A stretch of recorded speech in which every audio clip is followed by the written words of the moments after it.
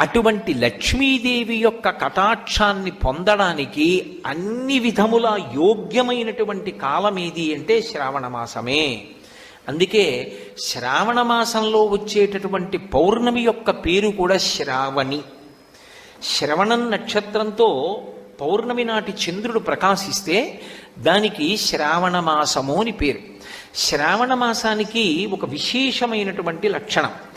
ఈ శ్రావణ మాసంలోనే పౌర్ణమి తిథి నాడు యజ్ఞోపవీతం వేసుకుని ఈ విద్యార్థులందరూ కూడా వేదం చదువుకోవడం మొదలు పెడతారు. ఉపాకర్మ అని వేదాధ్యయనం ప్రారంభం చేస్తారు. ఈ కాలమే అన్ని విధములైనటువంటి ఐశ్వర్యములు ఇవ్వడానికి కారణమవుతుంది. చాలా తేలికైనటువంటి విధానంతో విశేషమైనటువంటి ఫలితాల్ని కురిపించేస్తుంది. ఈ కాలమే ప్రధానముగా సౌభాగ్యాన్ని, సంతానాన్ని